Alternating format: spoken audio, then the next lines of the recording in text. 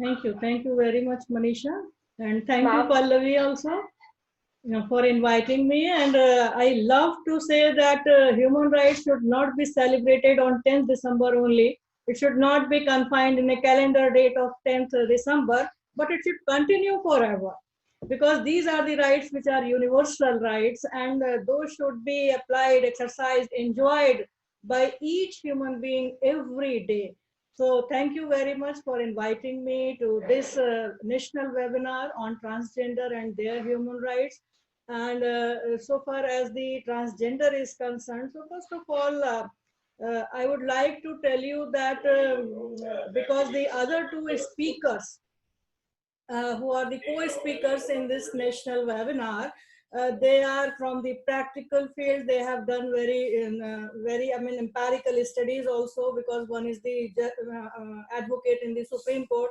She must be dealing with the cases on that point, and the other speaker, she has done some empirical work.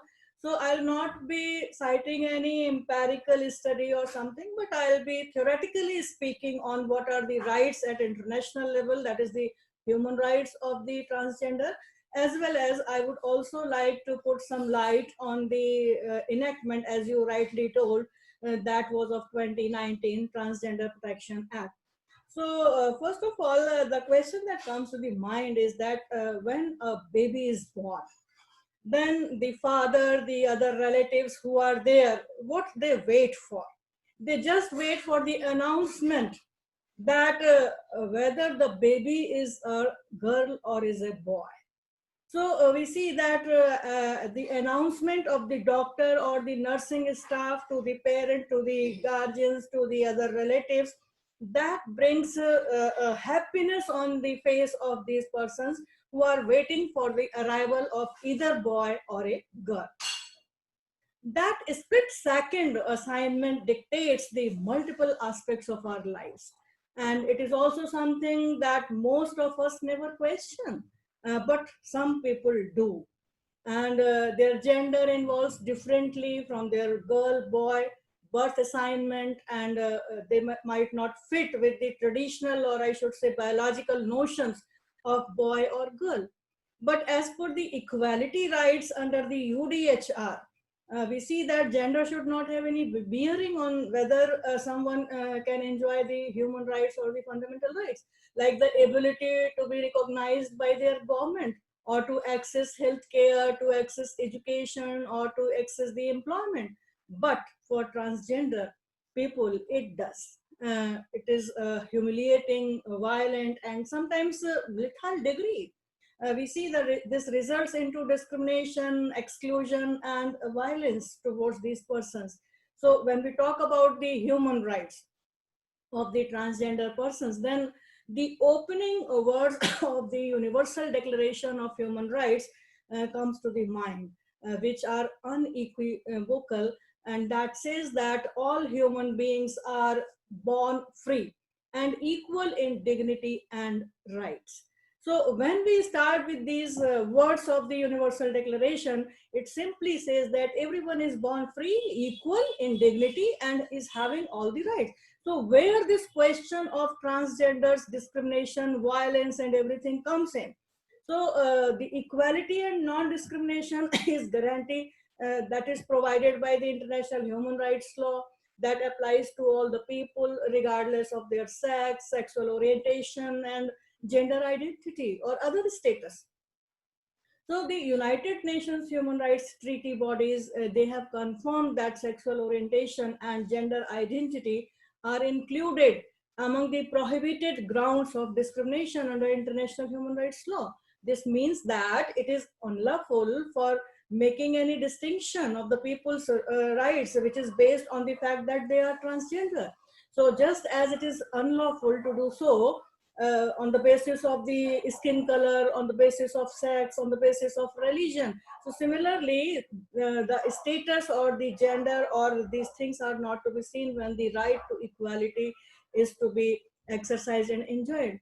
So we see that the UN Human Rights Office has documented a wide range of human rights violation committed against the individual on the basis of their sexual orientation and gender identity. and discriminatory criminal laws often used to harass and punish the LGBT people. Particularly, I'm talking about the transgender because this group consisting of various other categories also, that is LGBTQI plus plus plus. So there are many categories. So specifically, when we are talking about the transgender, so we see that. The first United Nations resolution on human rights, sexual orientation, and gender identity was adopted in the year 2011 in June. And the High Commissioner's report that presented the evidence of a pattern of systematic violence and discrimination, which is directed at the people in, we can say, all the religions, all the regions, because of their sexual orientation and gender identity. So the resolution was approved by a narrow margin, we can say, but the United Nations High Commissioner for Human Rights, in its report that was on discriminatory laws and practices and acts of the violence against the individuals, which was based on their sexual orientation and gender identity, has mentioned 5 core legal obligations.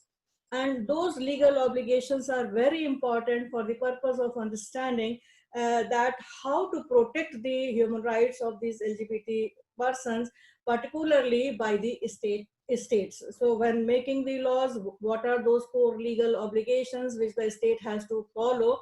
So at number one, what they put is that to protect the individuals from homophobic and transphobic violence. So this is the first obligation, core obligation on the states under this report.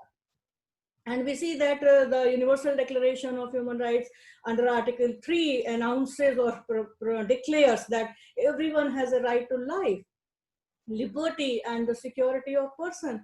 So when everyone has the right to life, liberty, and security of person, then by virtue of this declaration, by virtue of this human right to protect individuals from homophobic and transphobic violence, that becomes very important. Then the second core obligation is to prevent torture and cruel, inhuman, and degrading treatment with the persons who are belonging to this group of LGBT. And then again, I'm reminded of another declaration of the UDHR, that is under Article 5, that no one shall be subjected to torture or cruel, inhuman, or degrading treatment or punishment. So this is not only there in the UDHR, but when we see the Convention Against Torture, that also speaks about the same thing, that there should not be any cruel or inhuman, degrading treatment with any person. And when we talk about the person, then LGBT are coming within that, because they are the human being. Then this is the second core principle which has to be followed. And the third principle which was given, or the third obligation on the state which was given in this report, that is decriminalize homosexuality. Because we know that there are various laws in the states which criminalizes the homosexuality. And before this Nalsa and Navtej Singh Johar case particularly, we see in India also 377 IPC was there. So this was another obligation on the state, that is to decriminalize homosexuality. And at the same time, fourth obligation was to prohibit discrimination based on sexual orientation and gender identity. For these two obligations, we see that the Universal Declaration of Human Rights under Article 2, under Article 7, under Article 9 and 12, that provides for that there cannot be any discrimination, there should not be any distinction made on the basis of the race, color, caste, language, religion, political, or any other type of the, we can say they may hold any opinion, or they may belong to any national or social origin. So this is one that is given under Article 2 of the UDHR. Similarly, equal laws and equality before law, that has to be treated under Article 7. So when we talk about the discrimination, then we have to see that these two articles are very important. Article 2 of the UDHR as well as Article 7 of the UDHR is very important. Then again, regarding decriminalizing the homosexuality and discrimination, that is the core obligation. you see that Article 9 of the Universal Declaration of Human Rights that says that no one shall be subjected to arbitrary arrest, detention, or exile. So when this provision is there, when this declaration is there, then how these things are being adopted in the countries and the state parties. And at the same time, you see Article 12 is also that speaks about the reputation, that speaks about the honor of the person concerned. So that is also related when these group of the persons transgender, when they are being discriminated and they are being, I mean, denied the right to enjoy the other rights. So we see that at international level, UDHR has provided these very rights to every human being. So the obligation which have been given in this report, that third obligation and fourth obligation, decriminalize the homosexuality and to prohibit the discrimination which is based on the sexual orientation, that becomes very important for the state parties to consider and to make the laws in their municipal laws, to incorporate in their municipal laws. And the fifth obligation, that is also very important, because that is related to the respect to the freedom of expression, association, and peaceful assembly. And you see that in UDHR under Article 19 provides this as a human right, that everyone has a right to freedom of thought, everyone has a right to freedom of expression. And this freedom also includes the right to hold the opinion. And also when we talk about the RTI, that is right to information, then it also speaks of the uh, right to have or to seek or to receive or to impart information. So this is Article 19 of the UDHR. And simply in order to make a peaceful assembly or association, then Article 20 of the UDHR, and that is also conferring a right, a human right to form, that everyone has a right to form the freedom of peaceful assembly and association. So we see that at international level under UDHR, it speaks about the various rights which are the part of the report of this Human Rights Commissioner. And we see that all the 5 core obligations, those have been guaranteed under this UDHR.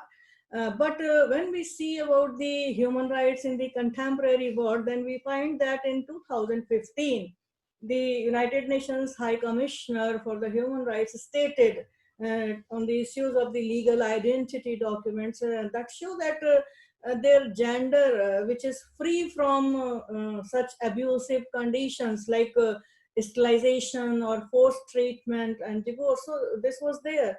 Then the report of the World Health Organization that was also submitted in 2015, that also stated that it has to be fully recognized that each person gender identity without any medical requirement or discrimination has to be maintained.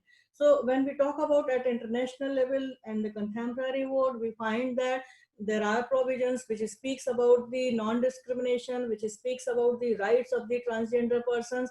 And a very important statement that was given by Ban Ki-moon, who was the United Nations Secretary General earlier. So when he was describing about the violence and discrimination against the LGBT person, so he said that, and I must like to quote that, what he said, that the violence and discrimination against LGBT people as a monumental tragedy for those concerned and a stain on our collective conscience, unquote. So it is also, we see, is a violation of the existing international human rights law, because UDHR, which is said to be one of the document which is, I mean, translated in more than 500 languages so as to reach to each human being. And that confers these rights, that guarantees, that declares these human rights for everyone. It speaks not of the men, it speaks not of the women, it speaks of everyone. So everyone includes everyone. And in that scenario, we see that this type of the discrimination and violence against these persons, so that is also violation of the existing international human rights law. Then regarding at international level, some of the principles which are very important to understand the rights of the transgender persons, that is Yog Karta principles. So we all know that in 2006 there was a conference international at Indonesia, Yogyakarta in Indonesia. So they have outlined a set of international principles which is relating to the sexual orientation and gender identity. And the result of this Yogyakarta principle we see is that universal guide to human rights, which forms the binding international legal standards and which the states must comply. Those have been given in that 2006 Yogyakarta principles. And they also promise that a different future for these persons who are born free and equal in the dignity and rights can fulfill their precious rights, birth rights, because it is not only the boy or the girl, but everyone who is taking birth is to enjoy all the rights. So when we talk about the Yogyakarta principles, then these are the principles which are very important at international level, and these are also considered a broad range of the human rights at international standards. And we see that the document also contains then in 2017 some more principles have been added to this Yogyakarta principle, which is also very, very important for the purpose of for the purpose of the transgender person, so that they can enjoy their rights as a free citizen of every country. Now, so far as the law in India is concerned, we see that transgender rights in India have the rights which are to be recognized as a third gender rights, and they are entitled to legal protection under the law.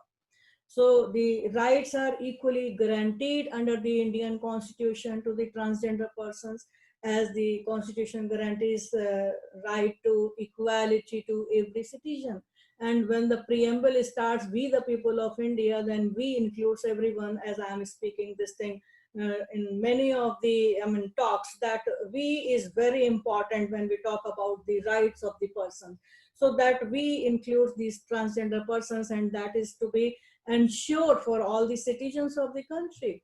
And then another thing which is important for Indian perspective, we see that the Parliament has enacted the Transgender Persons Protection of Right Act in 2019, just in order to prohibit the discrimination in the matters of employment, education, and health services to the transgender persons. And at the same time, the welfare measures have been adopted to protect the transgender persons. But still we see that the problems which are being faced by these persons, that are something which are not considered to be good in a country which is governed by rule of law. Because the thinking of the society is faced by which is faced by the transgender community in their daily life. Because we have the laws at international level, we have the laws at national level, we have the judicial judgments, liberal judgments towards these transgenders. But one thing which we find that very important for the purpose of the understanding the problems which these persons are facing, that is the mindset of the society. So we cannot change the thinking of the society. And in that way we see that the transgender persons, they still face discrimination and social stigma, the social inequality, and some of the issues which are being faced by the transgender community. And they are the for example, document identification. As a legal gender recognition is also considered as fundamental right, but majority of transgenders you see in the world, they are not able to obtain any official document which can show their gender or the name chosen by them. This is one of the problem which is being faced by the transgender. And then again you see, because the process of changing the gender identity in official document, that is very, very expensive, and that is full of unnecessary roadblocks, and that includes the psychiatric diagnostics and confinement, then hormone therapy, forced sterilization, castration, and so many things are related, which are humiliating also for the persons who are the members of the transgender community. But when we talk about the judicial approach, we find that in Supreme Court in Nalsa case, very well told by Dr. Pallavi, That is a case that recognizes third gender, transgender as a third gender, and we can say third gender is not a social or medical issue, but it's a human right issue. This was the judgment of Justice K.S. Radhakrishnan, who told this in Nalsa case. That is very, very important. And we see that right to equality before law and equal protection of law, which is guaranteed under Article 14 of the Constitution of India, and right to life under Article 21 of the Constitution of India. So the right to choose one's gender identity is an essential part of right to life and personal liberty, and that falls under the ambit of Article 21.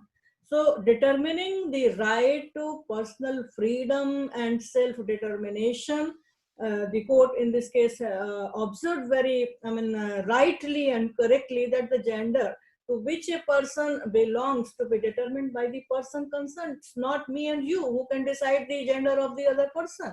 It is the person himself or herself who can decide and who can choose as to which gender he or she belongs to. So this observation, which was given by the Supreme Court in this Nalsa case, we see that the court said that because the rights have been guaranteed, so there cannot be any discrimination against the gender, because you see that Article 14, 15, 16, these all speaks about the gender also, and that there cannot be any discrimination on the basis of sex alone. Article 15 to you see Article 16, then this provides for that. Then further, regarding the appearance of the persons who belong to the transgender community or LGBT as a whole, you see that there is one more article, Article 19(1)(a), which is providing a fundamental freedom of speech and expression. So particularly expression that speaks about you as to what you want to speak, what you want to express. So the court in this case has gone to the extent of interpreting in an expansive manner. We see Article 19(1)(a), when the court held that there cannot be any restriction on the person's personal appearance of the person concerned, because the personal appearance is the choice, and that choice may be seen or shown by the dressing of the person concerned. So what dress a person wear, that is the choice of the personal appearance. So you cannot say that being a girl, why she or is wearing this type of the cloth, or being a boy, why the boy is wearing this type of the clothes which are not suitable in the society, which is not being acceptable in the society. Because you see the norms have been fixed by the society, and these are being followed by everyone, that the women should wear the sari and the male should wear the pants and the other things which are there in the Indian custom. So the personal appearance of choice of the dressing, that is subject to this Article 19(1)(a) as a part of the expression. So this was a judgment which we see, it's very important. And by this judgment also, the court has also said that these transgender persons, they are including in the third gender, and they are entitled for every documents which are being given or allotted by the government to the citizens of the country, like election card, like passport, driving license, ration card, because these are the we can say beneficiaries or services, public services, which are very much required for every person, the hospitals cards. So they can also enjoy those public services which are meant for, because we see the preamble to the Constitution of India also ensures to every citizen justice, liberty, equality, and fraternity. So in that way, the Supreme Court has come out with a very, good judgment in Nalsa, where the court has given the directions that they are the persons, not any person here. And you see that Article 15, 16, 19, 21, 14, so every article has been given a very, liberal interpretation once again by the Supreme Court in Nalsa case. And then the important and leading case, that is of Navtej Singh Jauhar versus Union of India, you all know, that deals with the decriminalization of Section 377 of the Indian Penal Code. So we see that one of the core obligation, that was third core obligation, was decriminalization of this homosexuality. And we see that this was an obligation on the state, but the state, that is the parliament, has not, done anything on that point, but the judiciary has done. And it decriminalizes the constitutional, because this was a case where the constitutional validity of section 377 was challenged, and you see that the Supreme Court has decriminalized partially, because this is a case which is related, this is the section which is related to the voluntary carnal intercourse against the order of nature, man, women, and animal also. So we see that it has been partially decriminalized by the Supreme Court in the Navtej Singh Johar case. And Justice D.Y. Chandrachud has given a very important judgment in this particular case of Navtej Singh Johar versus Union of India, when the court said that Section 377 should be decriminalized, and affirmed that the homosexuality is not an aberration but a variation of sexuality. So this variation of sexuality has to be accepted, because this is a call of the nature. This is not something which is in the hands of the person concerned. So this is something which has to be accepted in the society, by the society. And the court held that the discrimination on the basis of sexual orientation, that forms an inherent part of the self-identity, and denying the rights, that is violative of the right to life, and that is a fundamental right which cannot be denied. So the Supreme Court also accepted here that this is violative of not only Article 15 but Article 19 and 21 also. And this is how we see the Supreme Court has upheld the liberty to choose a different gender identity as a third gender. So this was a very important case on the point where we see that the transgender persons, they have been conferred with the right as a normal person. And we see one more case was decided by the Supreme Court in Nangai versus Superintendent of Police. That was a case related to Tamil Nadu, that is a Uniform Service Recruitment Board case, that the examination was conducted, application for that particular services, and the petitioner's application were successful. She received an order of appointment from the Superintendent of Police in Tamil Nadu, one of the district. And during the course of training as the police recruit school in Vellore, she underwent with a medical examination, and there the examination declared that she was a transgender on the basis of some physical testing. So you see that the result of the medical examination that contradicted her birth certificate, medical records, and educational certificates, and later on the superintendent ordered her termination from the post of the services as the women constable.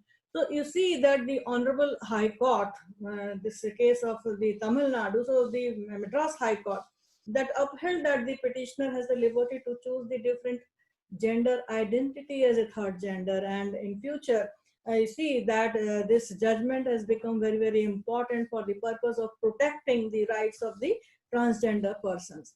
Then we see that when we talk about the 2019 Act, I'll not be dealing in detail with this Transgender Rights Act of 2019. But this is an act which is very important for the purpose of understanding that 9 chapters are there, and these 9 chapters are having only 23 sections. So in that you see that transgender has been defined in section 2K of that act, which speaks about that transgender means a person who does not match with the gender which is assigned to that of a person at birth.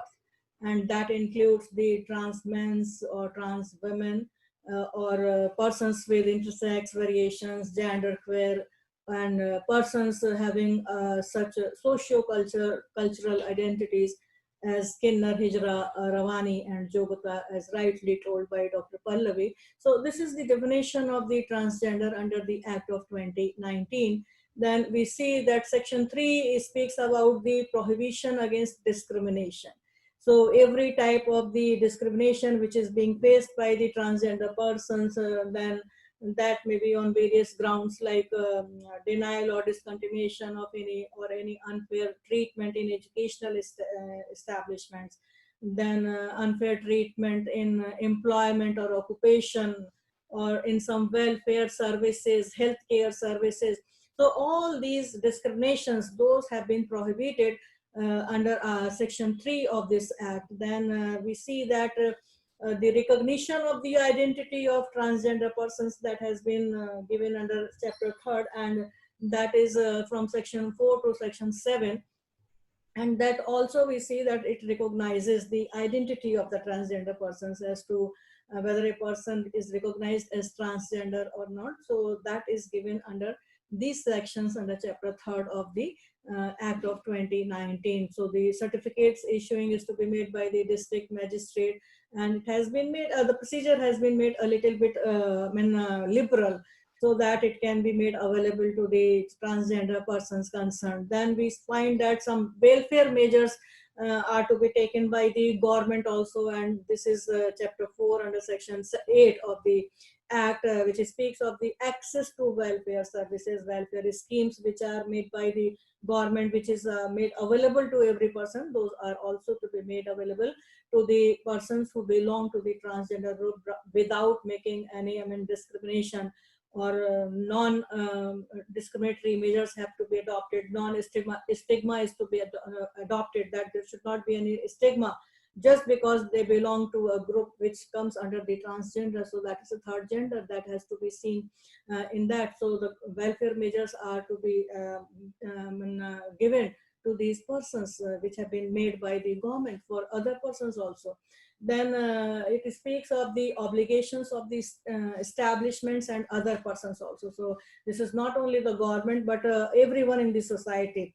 Then Section 9 to 12 that constitutes in Chapter 5 of this particular Act of 2019, you see that every establishment, it shall have to designate a person to be a complaint officer to deal with the complaints relating to the violation of the provisions of this Act. And this is very, very important. We can say that this is something which is supervisory or controlling method under Section 11 of that Act.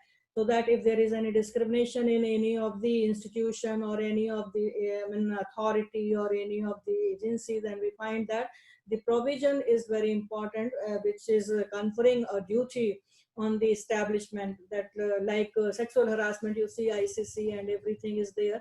Similarly, you see in for transgender, the establishment has to designate a person as a complaint officer. So this is having some control. This may have some control, rather I should say, on the rights of the persons who are belonging to the transgender group.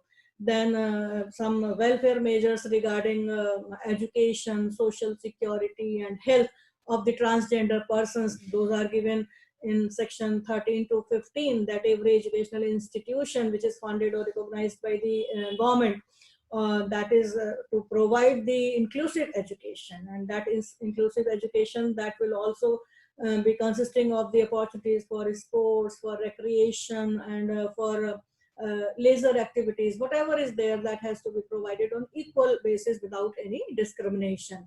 And then some welfare schemes are to be formulated by the government concerned, so that vocational training or some self-employment may be provided to these persons. So these are the provisions in Chapter 6, which is consisting of Section 13 to 15. And then we see that in order to facilitate the access to the transgender persons in the hospitals or other healthcare services, the measures have to be adopted, and not only for education, employment, but for health services, which is also very, very important. You see that this Act is having these type of the provisions. And then we see that there must be a national council for transgender persons.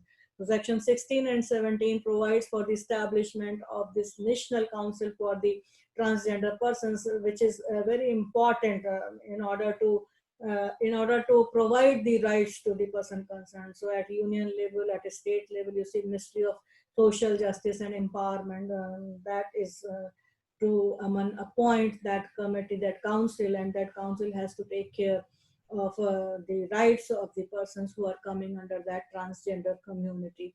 So we see that this National Council has certain functions also, and under those functions and powers, they have to review the things, they have to monitor and evaluate the policies of the government, the programs of the government, and to give the redressal to this transgender person, to perform every function which the central government confers upon these councils. So these national council and at the same time the state councils are very, very important. And finally, you see that the penal provisions are also there. So section 18 of the act, that makes that if there is any violation, if the transgender person is denied the rights, right to passage, right to use the public places, or being obstructed to have any access in the public places, then this is all offense, and the penalties are there in the act itself. So the persons who are coming within the transgender community, and they if they are forced or if they are caused that they have to leave some household, they have to leave the village, they have to leave the place where they are residing, they are not being given. You see that whenever they are going to have some rented house, they are being denied.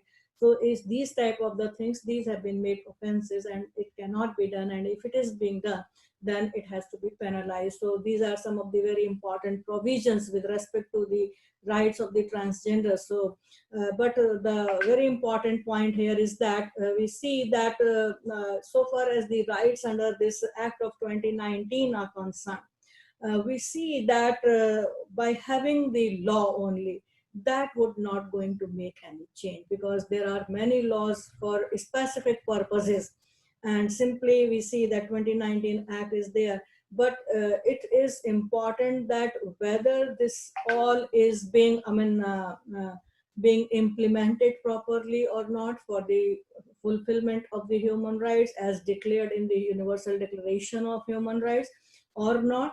So this becomes very important, and I think that the other speakers will be taking care of those experimental, those empirical, or those provisions or those case studies which are really making these rights available to the persons for whom this law has been made.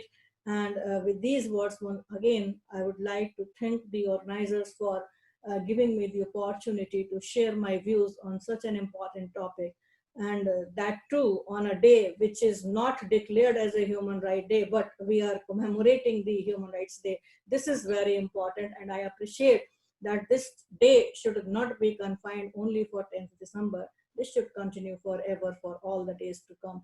And calendar date should not be confining the human rights. It is the Universal Declaration of Human Rights, so it should be universally commemorated every day. So thank you very much.